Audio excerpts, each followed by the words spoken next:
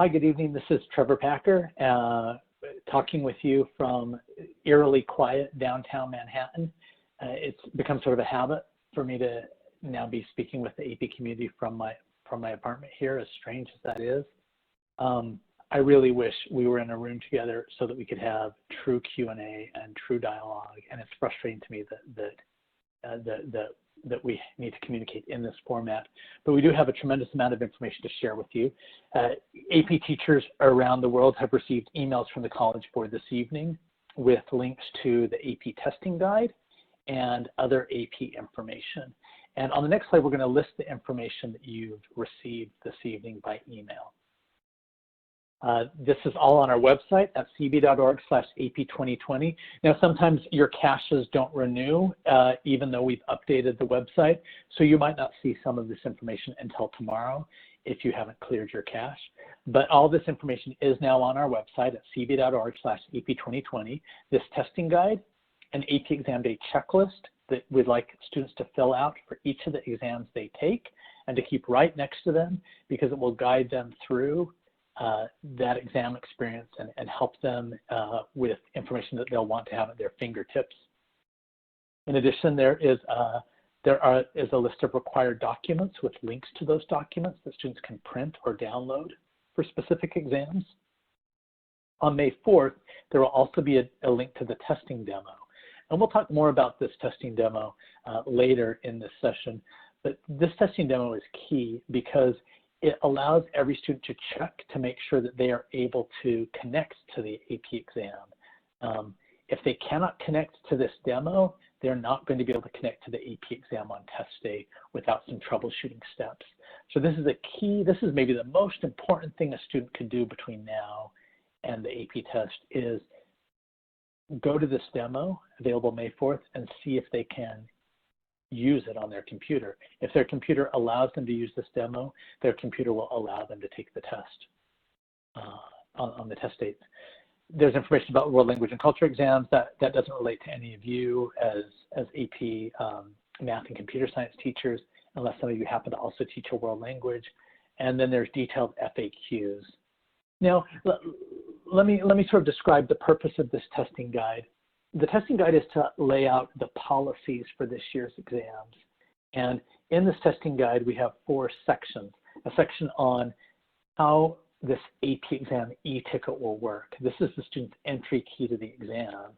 So it's critical that they understand how to get this exam e-ticket and how to use it to be able to access the exam on the scheduled date at the scheduled time. Then you're probably even more sick of hearing me speak than I'm sick of hearing myself speak at this point. So I've asked 2 of my great colleagues to help present this information this evening. Daniel Koppelman, the executive director who helped set up the AP Live YouTube classes. That was her vision. She's here to present information about 5 steps that students can take before exam day. Then another great executive director in AP, Edward Biederman, who works to provide information to all of our regional offices to help them help schools. He'll present information on AP exam day tips for successfully completing the online AP exam. And then I'll close out the session by talking about the exam scores, credit, and placement. Now, before we leave this slide, let me just speak quickly about this testing guide and its purpose. The purpose of this guide is to lay out all of the policies for testing. So if you don't see a policy in this testing guide and your students ask you a question that's not in here, you can tell your students, make up your own mind, make your own choice. For example, if a student says, can I open 3 different windows on my computer while testing because I want to have my notes in one window and my exam in one window and my typing document in another window. You're not going to see any information in this testing guide to answer that question. And that means the answer to the student is, sure, if you want to, that's just fine. There's no policy about that. So if there's not a policy about that in this guide, your response to your students' questions can be sure. If that's something you want to do, that's fine. That's your choice.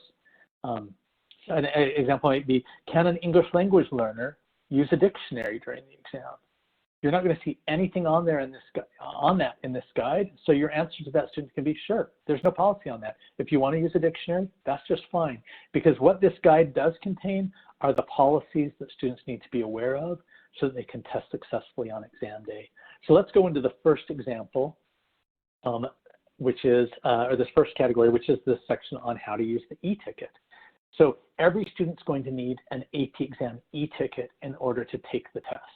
And they're going to receive a separate e-ticket for every AP exam they're registered for. So a separate e-ticket for AP Biology, as you see here on the screen, versus AP Calculus versus AP English. They will receive the e-ticket for that exam 2 days before the scheduled testing date for that test. On exam day, they're going to have to go back to that email and click on that yellow bar that says go to exam. And they need to do that 30 minutes before the test starts, because they're going to be asked to pass some security checks. And we want to make sure they have time to do that and that it doesn't cut into their time to answer the test questions.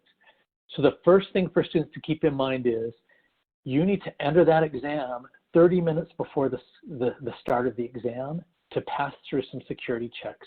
And the way you get into that exam is you go to your email, you pull up your e-ticket, and you click on Go to Exam. Every student is going to have a unique ticket that is coded with information specific to that student that will manage the security of that student's exam experience.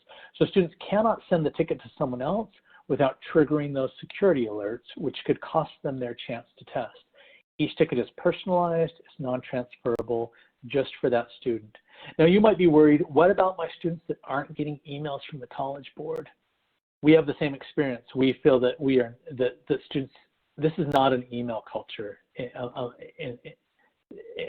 among students in this generation. It's just not an effective way to reach students.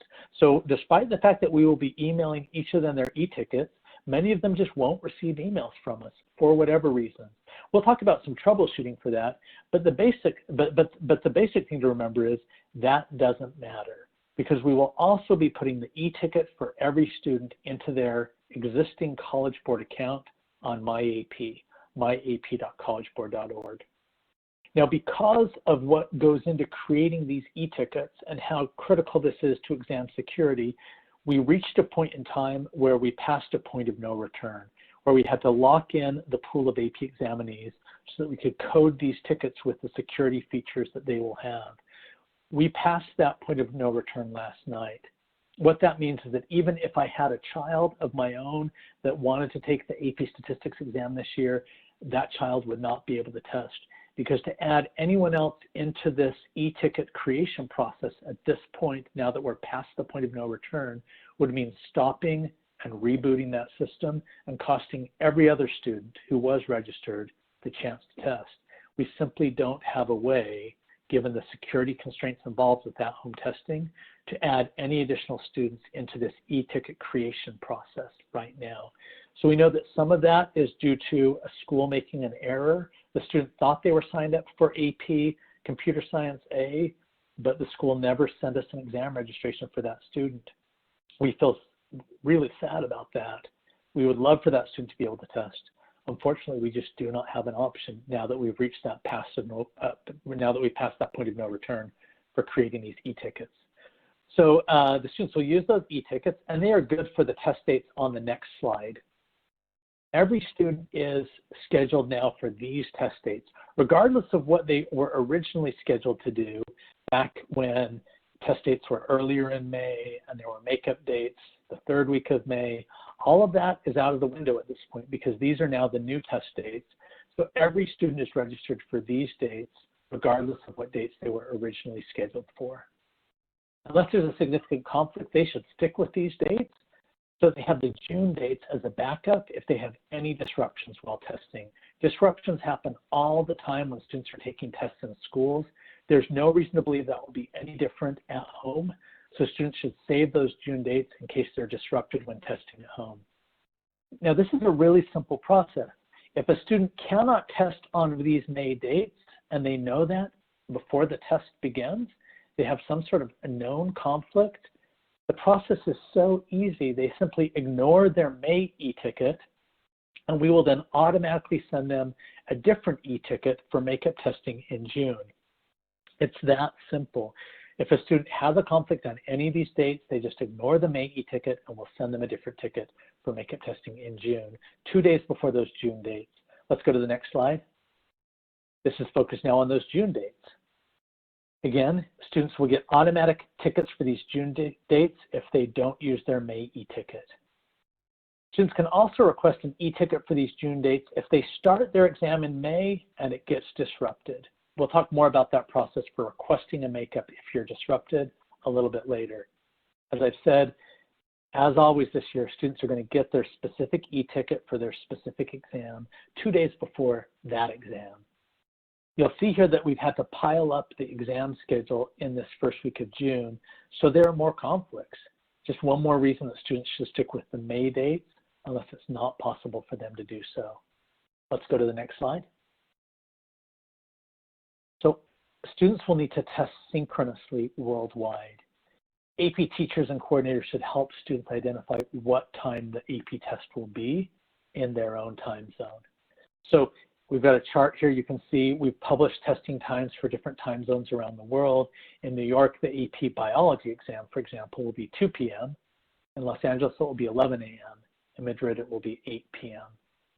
Test time zones are hard for students to keep track of. I think this is where we will see the biggest number of mistakes this year. Students simply not remembering to test at the right time in their time zone. So part of the reason of the checklist that you'll be helping students fill out is for them to write in the testing time for your time zone, as well as the time that they should check in 30 minutes before the exam to do their security checks. Because if they don't check in 30 minutes before the testing time, they will be cutting into their exam answering time to do the security stuff. Let's go to the next slide. Now, there are a bunch of myths we've heard from students that we thought it might be helpful to give you some verbiage to help clear up. And one of those myths is that students generally think that a free response exam is going to make it harder for them to get a score of 3, 4, or 5. That is just, that is not true. But it's a real fear among students. The majority of AP students strongly prefer multiple choice to free response and find the multiple choice easier to do. But that doesn't make multiple choice an easier way to get a 3, 4, or 5, because even if an exam question seems more difficult to a student than expected, the student doesn't need to worry. Difficult questions require fewer points to earn scores of 3s, 4s, and 5s than easier questions do. So this year's scores will be very similar to prior year scores, even if the questions feel more difficult to students because of the time or because of they don't have the multiple choice to bolster them. They don't need to worry about that, because we will, as always, psychometricians will analyze the difficulty of the test questions. And based on the difficulty of this year's questions, the cut scores for earning AP 3s, 4s, and 5s will be set to make it not more difficult, not more easy to earn a 3, 4, or 5 this year than any other year. And AP exams are never graded on a curve. You can see this in the second bullet. This year's exams are no different. Students are not competing against any other students. There's no maximum or minimum number of students who can receive a specific score. All the students who hit the cut score, the required points, will get scores of 3, 4, or 5 this year. Here's the biggie. Students should not worry if they don't complete all parts of the question before they need to attach and submit their response. To give students as many different chances as possible to demonstrate what they know, a question may have more parts than can be answered in the allowed time. So students should think of this year's AP exam as not something they have to race through, but as sort of a basket or a cornucopia of different ways to show what they've learned in your courses. So they should focus on doing well the aspects of the question that they know, rather than trying to race through all of it and feeling depressed if they don't hit every last topic. Again, in an exam that is shorter, we want to still give students as many different ways to show what they know, so the exam tends to be more full than it would be in the past. And again, that doesn't mean kids have to finish it. It's to give them a way to earn points in a variety of different parts of that question. Students do not need to complete the entire question to get a score of 5, but they do need to submit whatever work they've done before the time expires. We want students to hear the message that they are AP students, which means they are learning to be resilient problem solvers. And if they see a part of a question that feels unfamiliar, they should stick with it. It may be asking the student, as AP questions have often done, to use their knowledge and skills to analyze a new situation. So we want AP students to stay calm and look for ways to apply what they know to whatever they see in front of them on that exam.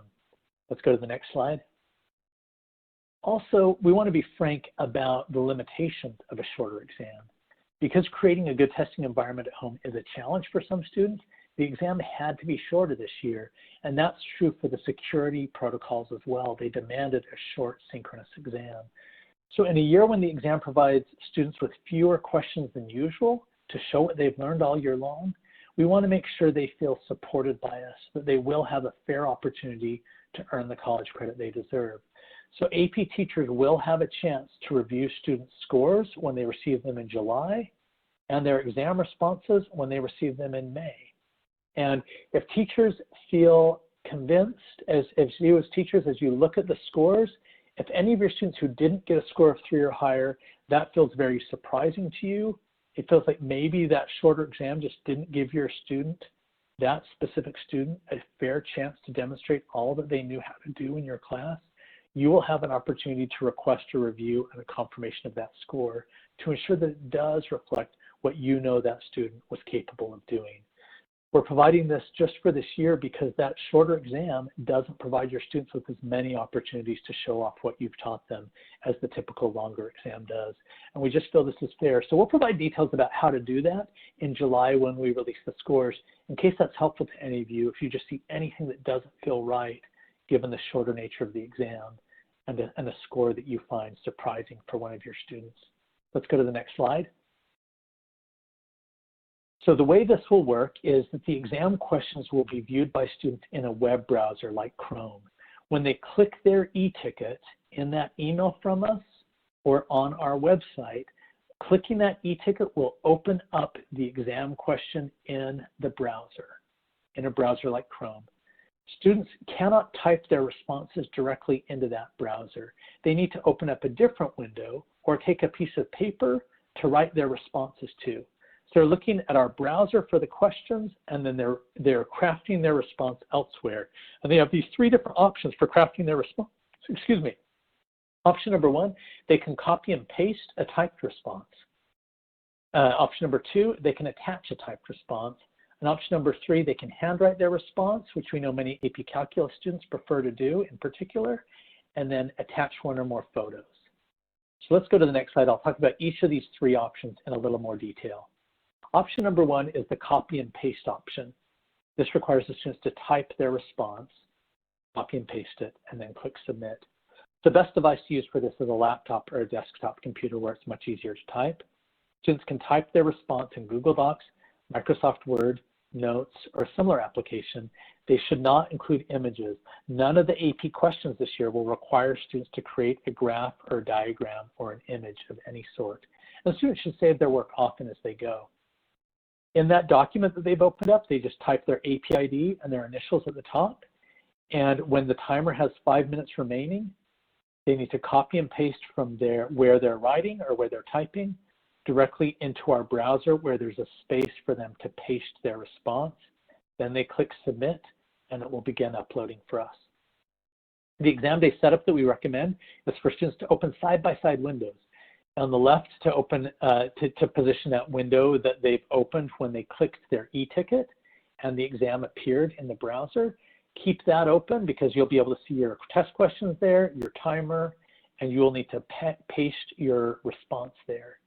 But then you should open a second window next to it where you can open up your document, your Google Doc, your Microsoft Word, or whatever, where you're going to type your response.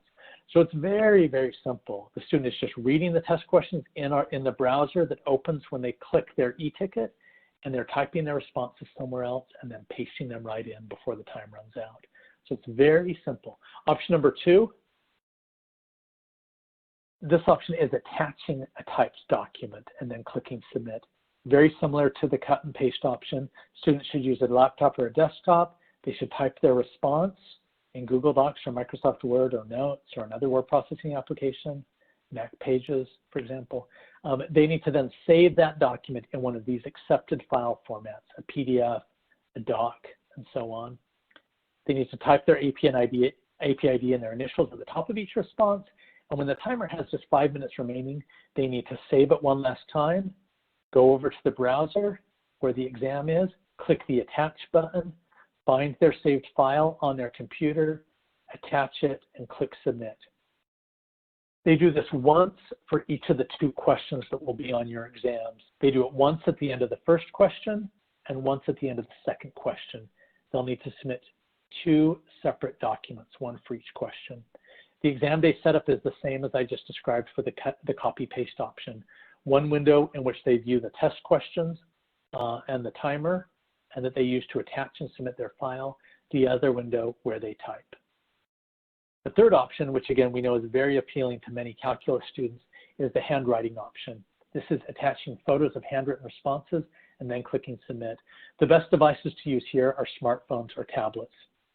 Students will need to take paper, white lined paper, 8.5 by 11 or whatever the closest equivalent to that is, and write their responses on that paper.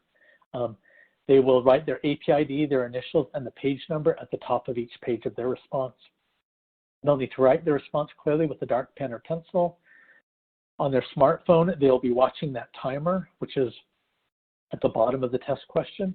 And when that timer has just 5 minutes remaining, they should stop writing, stop working on the question, take a photo of their response, 1 photo for each page of their response, attach each of those pages, and don't click submit until they've attached each of the pages. Once you hit submit, it's the point of no return. So students should line up their pages, take a photograph of each of them, attach all those pages, and only then click submit.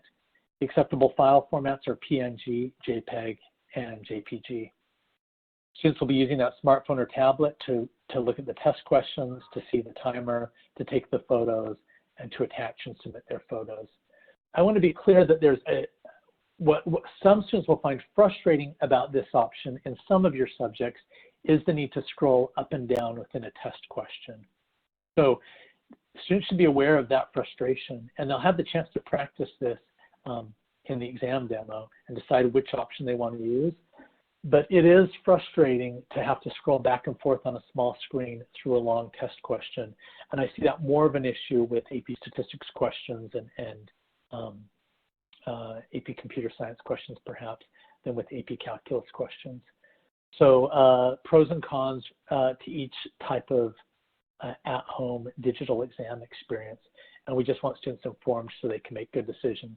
Now we're going to skip the next 2 slides in this testing guide because they're designed for music theory students and world language students. And we're going to go right to the testing for students with disabilities. The deadline for submitting or for requesting an accommodation if you have a disability is January 17th. So those have been submitted already well before schools closed. Students have been approved for those accommodations. And as a result, any student that was approved for extended testing time, their timer on their online exam will be automatically set to provide them with that extended time. There's nothing else they need to do. They're going to automatically receive that. But some other accommodations that don't relate to extended testing time are described here as well. For example, if a student is visually impaired and has assistive technology like screen reader software or Zoom functionality, you can let those students know that they're going to be able to take the exam with no problem. These online AP exams are compatible with those technologies. If a student has been approved to use screen reader software, they should just make sure they can use that software in Chrome, Firefox, Safari, or Microsoft Edge, because Internet Explorer won't open up the AP exam. About 4% of Americans use Internet Explorer, and it is not a valid browser for the AP test this year. Students who are approved to use specific devices or aids may use what they have access to at home, and students who have already been approved for a reader or a scribe can be assisted by a family or a household member to serve that purpose. Now, a situation that some of you will encounter is you'll get a panicked call from a student 48 hours before an exam saying that they just broke their arm, or they sprained their wrist, or they broke a finger, and they're not going to be able to type or to write. So we have a process for rapidly approving those students for temporary accommodation as well. So if any students come to you with that need, what you should do is refer them to your AP coordinators. And if for some reason you're not getting the help you need from your AP coordinator, there's a link here where you can go and help the student get approval for an accommodation if they've had a temporary injury that will affect their ability to test. As a reminder, students can only use accommodations that they received prior approval from College Board Services for Students with Disabilities. Let's go to the next slide. So stuff is going to happen. If we think about 3.2 million students taking AP exams online at home, stuff is going to go wrong. Stuff goes wrong when students test in their schools. And if you think that in any given year, about 5% of students testing in their schools have some sort of disruption, it's hard to believe that at least that same proportion of disruptions won't happen when students are testing on their own at home. So we've needed to design a very simple process to help a student out if something goes wrong while they're testing. What won't work is for the student to panic and to call you or to call AP services, because the pandemic has closed call centers all around the world, and students will simply hear a message telling them, fill out a makeup request form. That's all we can do if something goes wrong when a student is testing. So we just need to be very realistic about that with students. There's nothing that can be done once a student starts the test if something disrupts them, other than directing them to cb.org/requestmakeup, where they can fill out a makeup request form. So if something disrupts their exam, they can click their e-ticket to get right back into the exam, and we encourage that. But if they've lost a significant amount of time, they can go to that form at cb.org/requestmakeup and request a makeup test. To do that, they're going to need to reference their original May e-ticket, because they're going to reference something on it to fill out the form. There's a deadline for this. Students need to request the makeup if they're disrupted within 48 hours of that disruption. We'll then review the student's form, and we will send the student an email approving or denying their request the week of May 25th. If the student's approved, the student will receive that makeup e-ticket 2 days before the makeup test day. Students should be confident that even though they'll have to wait a week or two to hear back from our review of their request, they will receive approval for any of the following types of issues they encounter, or similar ones. If they get sick partway through the exam, if they're interrupted by family members, if they have battery failures, if they have power outages, if they have technical disruptions. But simply running out of time is not a valid reason to request makeup testing. Out of fairness to all students who are following the time, if you don't submit your response in time, you've lost that opportunity for college credit. The makeup testing request form is only for students who are testing and encounter a disruption. Because remember, if a student knows in advance that they have a conflict with the May date, they can just sit it out and ignore the May e-ticket, and they will automatically then receive an e-ticket for June. Let's summarize this on slide 19. We've built this so that the exam screen itself will guide students step by step on test day from the moment they click their e-ticket to the moment they submit. Most students will be able to test successfully using only the information on the slides I've already shared. But this is new for students. It's uncertain, and unexpected events can happen. So a lot of risk can be eliminated if students spend some time doing some additional preparation and technology checks. So that's what the rest of these slides are for. They're to provide you with additional details and policies that will help students understand and prepare in advance so they can approach the exam with confidence. So with that, let me turn the time over to Dana Koppelman, who's going to take us through 5 steps that we encourage you to do with all of your students before your exam day. Dana, take it away. Thanks, Trevor, and thank you all for being here this evening. I want to take some time to walk through 5 things that we're telling your students to do to prepare for exam day, but that you as their teachers can walk them through to help better support them.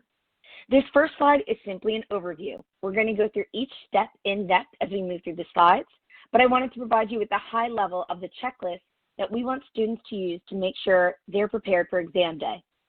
First is to review their contact information. We've heard from several teachers, students, or others that some students haven't received the emails from the AP program. That's okay and not something that students need to be worried about. If they haven't received the emails, students can log into MyAP to see the email address that was used when they were registered for the test. We'll talk about other implications and how students will still be able to access exam information even if those emails aren't received in just a moment. 2, we want students to check their tech. We want students to be able to choose and prepare the device and the supporting documents that they're going to need for exam day well ahead of time so that they don't have to worry about that when they're sitting for a high-stakes exam. 3, what many have been waiting for, practice submitting their response. An online AP exam demo will become available and be available after May 4th for students to practice leading up to the exam window. For those taking AP World Language, the exam app for those courses will be available the week of May 11th and include a practice mode. Step 4 is what students will need for each exam. We want them to be able to gather the appropriate documents that they'll need, whether it's downloading, printing, or gathering additional materials. We ask students to consult cb.org/AP to find out more information. And finally, students will receive their exam confirmation and e-ticket emails. We want to make sure that students know what to do when they receive that email and what to do if they don't. This information is going to be available in their AP account, and we'll be able to walk through what your students should see and have prepared for exam day. Let's dive deeper. The first step we're asking students to do right now is to review their contact information. If your students haven't received an email update from the AP program, you should encourage them to sign in to MyAP. Once in there, they can confirm their email address by clicking on their profile and adjusting their account settings to make sure that the email address is the appropriate one they want to receive emails from. To further ensure that they're getting information from College Board, in the subscriptions, they should confirm that they've checked the box to receive updates from College Board. Finally, students should create a new contact with the email address collegeboard@e.collegeboard.org in their address book or Safe Sender list. Again, as I said, don't worry if students haven't received the email. The e-ticket they'll need to access their AP exam will also be posted in their MyAP account, and they'll be able to use that on exam day. Now let's talk about checking tech. We want to make sure that students are using the right device for their exam and that they're planning to create the appropriate response. A few things you should note and share with your students. Students will not need the lockdown browser on their device for the AP exam. Additionally, if students have the Grammarly plugin on their computer, they'll need to remove it to test. This is not because we're anti-grammar, but because the Grammarly plugin does not work and then allow the students to still sit for their AP exam. So again, please remind them to remove this plugin if it exists on their computer. For World Language exams, there will be specific device requirements that we'll share, including the app that becomes available on May 11th. When your students are choosing between handwriting or typing, they should keep in mind the following. First, this year's questions won't require students to submit graphs or diagrams. And while some students may be more comfortable handwriting responses in calculus, chemistry, and statistics, students can still type them, and we've created a guide for how to type symbols and formulas, which can be downloaded at cb.org/apexamday.doc. In most subjects, using a smartphone might be a bit hard for students as they scroll back and forth within a question. We encourage students, if possible, to use a desktop or laptop where available. Let's now talk more specifically about typing versus handwriting. If your students are deciding to type their answers, they should choose ahead of time whether they'll be using Google Docs, Microsoft Word, Notes, or other applications. It's important to note that students will create their responses in a document, and then they'll either copy and paste their exam answers or attach and submit their responses within the online AP exam. We recommend that students turn on autosave, as we know that oftentimes this prevents any mishaps should something happen on their device.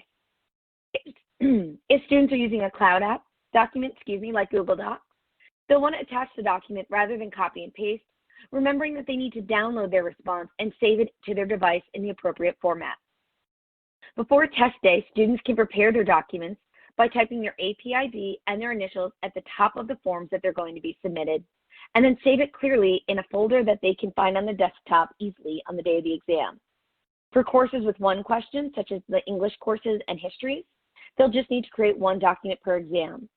For all other AP exams with 2 questions, students will need to create and save 2 documents per exam, as you see detailed here with the AP Biology Question 1 and AP Biology Question 2. As I noted before, students may, however, choose to handwrite their answers. Students will write their response with pen or pencil on paper, take a photo, attach the photos, and submit them. In order to do this most effectively, students should use white paper, either lined or unlined. If they're in music theory, there's a requirement for a specific answer sheet, which we'll share more specifically on the Music Theory webinar. Paper should be used in a standard size, 8.5 by 11 inches, and students should be using a number 2 pencil or a pen with black or blue ink. Because the maximum number of pages you can attach per question is 5, as Trevor noted earlier, at most, students will need 5 pages for English or history and 10 pages for all other exams. We want to make sure that students know it's highly unlikely they would need to use this many pages for their responses, because often it can just be responded fully in 1 to 2 pages. Similar to what I said about typing a moment ago, before test day, you can have your students prepare their pages by writing their AP ID, initials, and page number at the top of each page. This creates one less step for them to have to do as they're sitting for their exam between the windows of May 11th and May 22nd.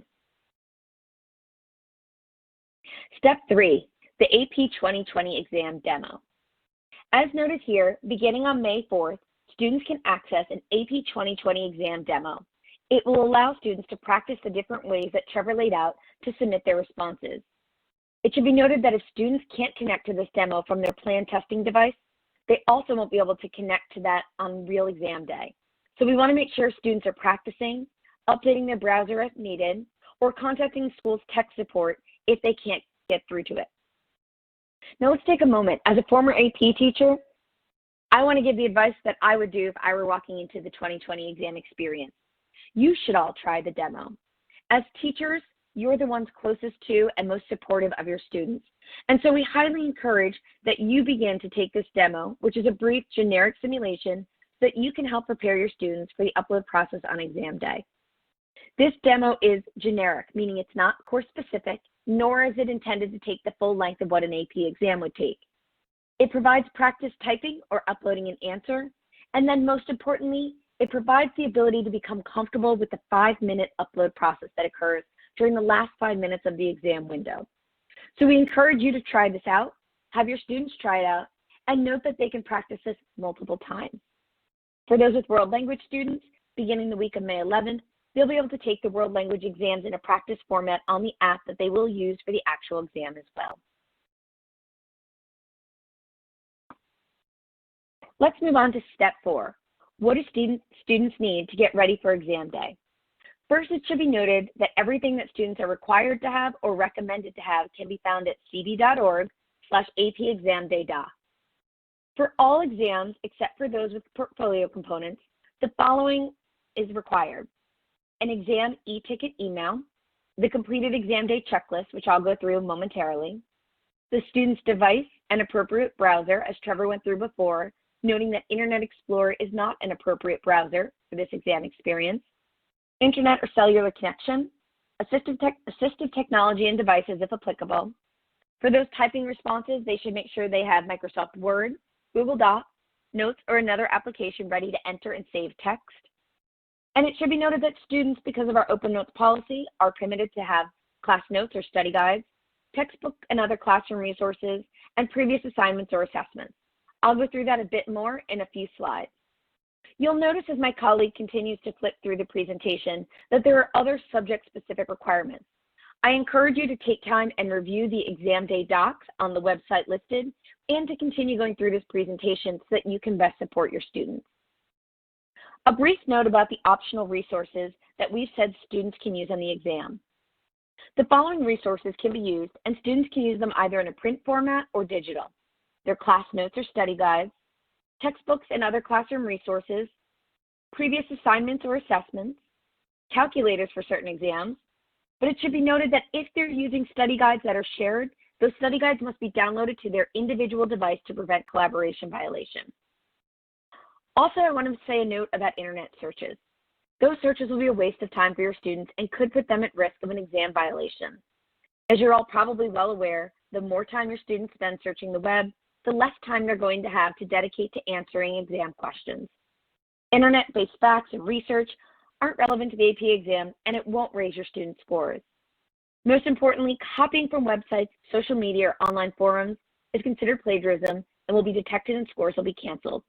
If you want to learn further best practices and share them with your students, please go to cb.org/APOpenBookTips. Last, in the moments leading up to the AP exam, step 5, looking for the email exam confirmation and the e-ticket email. On May 4th, students will receive an exam confirmation with their AP ID and a list of the exams they're registered for. If they don't receive that email, again, remind them to remain calm, that they can find that same exact information located in My AP. 2 days before each exam that the student will take, they'll receive an email with their personalized e-ticket and AP ID. The same information will be available in My AP should they not get the email. Students need to remember that the most important thing is that they'll need to click on that e-ticket containing their AP ID to access their exam during the set exam window. A final note, and something we've created to share with your students, is an exam day checklist. The 5 steps we just covered are listed in this one-pager and will help students be prepared for the day of exam. Students can download this checklist, or they can simply read it and jot down the required elements on a Post-it note or piece of paper to keep next to them during the exam.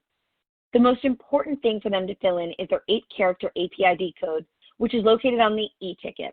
Students will need this to check into their exams 30 minutes before the local start time. Now, to find out more about what's going to happen in exam day, I want to turn it over to my colleague, Edward Biederman, who will do a deep dive to help you better understand what students will be experiencing between May 11th and May 22nd. Edward? Great. Thank you, Dana. In this section, we'll talk about the student's experience on exam day. We'll review topics on exam format and testing environment, exam security, answering questions and managing time, submitting responses, and troubleshooting if something goes wrong. Let's go ahead and dive in. We'll start with exam formats. Just as it has always been, exam formats are not the same for all AP courses. This year is no different. The chart on the left presents the exam format for the one-question exams. This includes both the English courses and all 3 of the history courses. The chart on the right presents the exam format for the two-question exams, which are all other courses, excluding world language courses, portfolio courses, and music theory. So for the two-question exams, students will also check in 30 minutes before the exam start time, and they'll complete a series of questions to confirm their identity. When the exam begins, they'll have 25 minutes to read question 1 and develop their response. After the 25 minutes is up, they'll have 5 minutes to copy and paste or attach the response and then submit it. After the 5 minutes is up, the exam will proceed to question 2. The exam will not wait for students to have finished submitting the response, so students should make sure they complete this step within the allotted time. Students shouldn't worry, however, about how long it might take for their response to upload. So long as they press submit, the upload will continue in the background. The system was built so that students could advance to the next question without having to wait for the upload to finish. Once question 2 starts, students will have 15 minutes to read it and develop their response. Here on this page, you'll see the time noted as 20 minutes. That's not correct. Students will have 15 minutes to answer question 2 and 5 minutes to submit. We've corrected this page in the guide that's on our website, so if you've already downloaded the guide, please go ahead and download it again. After the 15 minutes is up, they'll have 5 minutes to copy and paste or attach the response and then submit it. After those 5 minutes are up, the exam will end. And that's it. The process should be easy. Students check in and wait for the exam to start. They read the question and develop their responses. They copy and paste or attach the responses, and then they submit it. The next 2 slides in this guide provide additional details about the exam formats for the world language courses and music theory. We'll have live on-demand webinars for teachers of those courses, so we'll push forward to the testing environment. On exam day, students should find a place with as few distractions as possible. Finding a quiet room is best. If students can, they should enable the Do Not Disturb or Quiet setting on their device. And they should probably let their parents, guardians, siblings, and even friends know when they'll be testing so they don't disturb them. Devices should be plugged in. If students have limited internet bandwidth, they should ask others on their network to limit the use of the internet during their exam, particularly high bandwidth activities such as video games like Fortnite and streaming services like Netflix. Students should make sure to have their checklist next to them in any required document for the exam. As it's true every year, security for AP exams is a top priority. Here are the security rules students should know and understand. Students may not incorporate work which is not their own, and they may not provide or receive aid of any kind from anyone. We'll use sophisticated detection technologies and processes to identify students attempting to receive help through the web, a phone, or social media. These techniques will keep confidential to maximize their effectiveness. Attempts to cheat may be detected immediately during testing, or they could be identified in June or July at the time of exam scoring. Students should know that we'll scan exams with plagiarism detection software and share exam responses directly with each student's teacher. So students found violating exam security will face severe consequences, which can include having their names reported to college admissions offices for attempted cheating and their AP exam scores canceled. You and your students can find more information about exam security on AP Central, and you can report any cheating attempts at collegeboard.org/reportcheating. Students will check into their exams 30 minutes before the published start time by clicking the specific e-ticket for the exam. They'll need to spend a few minutes passing through various security filters to confirm their identity. A timer will show how much time remains until the start of the exam. Once the exam starts, the exam question will automatically appear. Students do not need to, nor should they, refresh their browser. When developing responses for this year's exams, students should remember the following. For most exams, the question is divided into parts, labeled in alphabetical order. So students should use those letters to organize their response, making sure not to skip any part. Spell check and grammar check are allowed, but these tools will not provide an advantage. As we noted before, if students have installed a Grammarly plugin, they must disable it or the exam will not function. Students may print the test questions and annotate them if they like, but they cannot use annotation software to annotate online. For exams with more than one question, students won't be able to move on to the second question until the time for the first question has fully elapsed. And when it has, the second question will automatically appear. Just like in other years, AP will help students manage their time. During the exam, students will see a timer at the bottom of the screen showing how much time remains to create and submit the response. Students should probably keep that timer visible. 5 minutes before time is up, the timer turns red, and students will see a pop-up reminding them to submit their response. The pop-up will include the following statement: stop where you are and copy and paste or attach your work, then click submit. Please remember, students can still earn a 5 even if they don't finish a response. But if students don't submit their response on time, they won't get any credit for it. Losing track of time and not submitting a response before time runs out is not an acceptable reason for requesting makeup testing. AP will set standards for scores of 3, 4, and 5 this year, so it is not more difficult to earn high AP scores this year than it was in prior years. For a student's exam to be scored, they'll have to submit their responses. Submitting responses is a two-step process: attaching or pasting the response and clicking submit. If students don't click submit before the timer runs out, their response will not count. We understand that some students may experience slow bandwidth on exam day, so we built the system so that uploads continue in the background while students move on to the next question. Students shouldn't worry about upload times so long as they click submit before the time ran out. If their response continues to transfer after the exam ends, students should just wait for the confirmation page. Students should remember not to close their browser or turn off or restart the computer during this time. And if students never receive a confirmation page after they submit their response at the end of the exam, they should go to cd.org/requestmakeup to explain the situation and request an e-ticket for the June makeup date. Now, despite everyone's best efforts this year, some things may go wrong. students shouldn't worry. If students accidentally close their browser, their device crashes, or they temporarily lose internet access, they can quickly click their e-ticket again to return to the exam. After having done so, students should continue the exam. And if they feel at the end of the exam that the temporary disruption negatively impacts their performance, they can request approval to take the makeup exam at cb.org/requestmakeup. The thing to remember is during the exam, students should not refresh their browser or hit the back arrow. And whatever students do, they shouldn't call. Customer service centers will not be open due to the pandemic. If students lost too much time to a technical problem, weren't able to connect to their exam, or experienced some other serious disruption, they can easily request a makeup exam. Trevor, I'll turn it back to you to talk about exam scores, credits, and placements.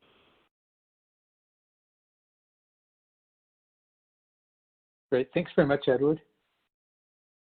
So, as a lot of this is business as usual, but 2020 AP exams will be scored by AP readers who are college professors and experienced educators, and invitations will go out to prospective AP readers the first week of May.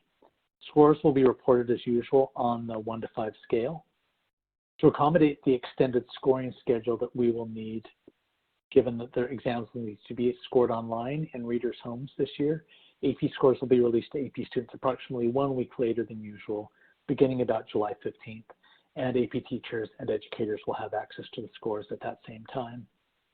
We'd encourage students in the meantime to remember to go ahead and use their free AP score send. They can do that anytime between now and June 20th. They can set that up by signing into myap.collegeboard.org to indicate which college or university should get their scores. And then after June 20th, there's a $15 fee for each score report the student sends or asks us to send on their behalf, and a $25 fee if we need to rush that. On the next few slides, some students have asked about how colleges are responding to this year's shorter AP exam, and we've seen overwhelming support from colleges. And in case that's helpful to share with your students, we've just picked a handful of quotes that we have on the next 3 slides that you can share directly with students as reassurance.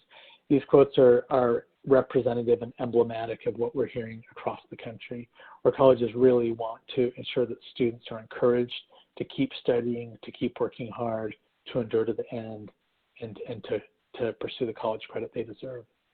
So with that in mind, we'll close with our sort of final position here. We want students to make the decision that's right for them. We want any student who's not interested in taking the AP exam to not feel pressure to do so. They have this opportunity to focus on other things. This is not the only priority in anyone's life. That said, we want any student who does want that opportunity, who's been working hard for it all year long, to still have it. That's our objective, that's our hope, that's what we're focused on. And more important than that, we want students to be safe and healthy. So we've tucked behind this closing one last slide that is only for students who cannot access the exam demo. Because if they click on that exam demo and cannot do it, that will be a signal to them that they're not going to be able to test on test day unless they change something about their device. So there's some troubleshooting tips here. All of these are free solutions for a student to change their device so that they'll be able to access the AP exam demo, which will tell them in turn that they're able to access the AP exam. So if your students report back to you that they're not able to do the demo, refer them to this page. If they're still not able to access the demo after completing this page of troubleshooting tips, encourage them to reach out to your AP coordinator for connection to a tech expert in your school or district. So with that in mind, I think we have time for just a couple of questions. And while Dana and Edward are pulling any that have been particularly sort of frequent or repetitive in the chat bar, I can let you know that we will send out this webinar by email, a link to it, as well as a link to the FAQ document. We'll go through the chat, and any questions that are matters of policy, we will ensure that they are reflected in the FAQ document. But many of these questions that I'm seeing are questions that are up to the student, what they want to do. There's not a policy about them. So Edward, Dana, any key questions that you'd want to flag for now? Hi, Trevor. I have one that's just about the exam logistics. We talked about the 3 different options that students can use in terms of how they want to take and then submit their answers. Knowing that many individuals on this call have students sitting for 2 questions, is there the option for students to type 1 question and handwrite another, or do they have to select the option that they're going to use throughout the entire 50 minutes of the exam experience? They can type 1 and handwrite the other. There's, again, the rule of thumb is if that's not in the testing guide, they can do what they want. And there's no policy in the testing guide that says you can't, you have to send both of your responses through that same modality. We don't describe that path because it's just more complicated for most students. But again, they can do what they're most comfortable with. Great. And then we see from a few of, go ahead, sorry.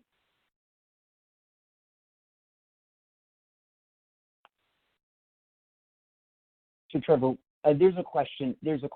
There's a couple of questions in here about how to access the testing guide and whether or not students will get a copy of it and how teachers might be able to share it with their students.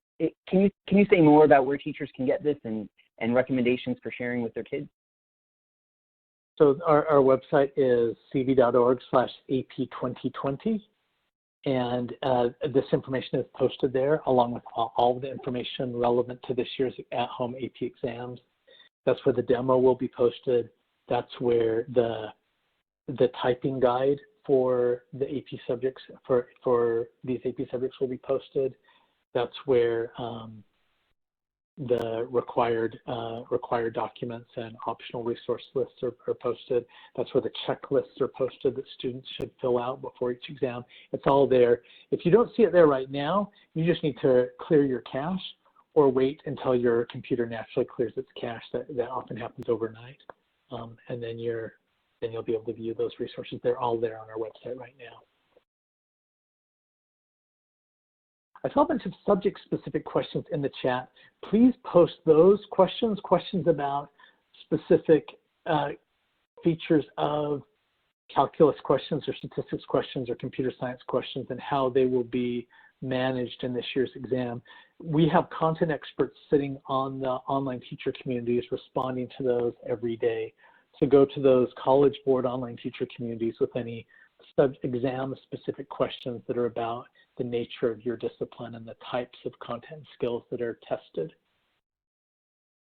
Do we have time for one last question, Dana or Edward? Sure. The one other question I'm seeing, it's not subject specific. In terms of getting your students prepared, beyond them supporting their students, where should they send their students or what other types of supports are available for their students from the College Board between now and the exam window? So the list is, we can go back to slide 2. And this is the roster of supports. There's this testing guide that can be shared directly with students in whatever way your school thinks appropriate. There's this checklist that they should fill out before each exam that will support them to make sure that they are not missing any key steps that will set them up for success. There's this list of required documents and optional resources. There's this testing demo that will be available May 4th. Undergirding all of these things are videos that students can watch if it's easier for them to absorb some of this information by video. And then there's this FAQ document. That's the array of resources on, as you know, their AP free response practice questions remain relevant and remain the best practice students can be doing if they want to be doing the type of work that will appear on this year's free response question exam. So then I see that I brought us right up to the full hour. So I will briefly thank the AP Math and Computer Science teachers who have taken part of their evening to engage in this webinar this evening. I feel deep and incredible gratitude for what you're doing to help your students in many different aspects of their lives in these final months of this academic year. So thanks, and I hope you have a great rest of your evening. Take care.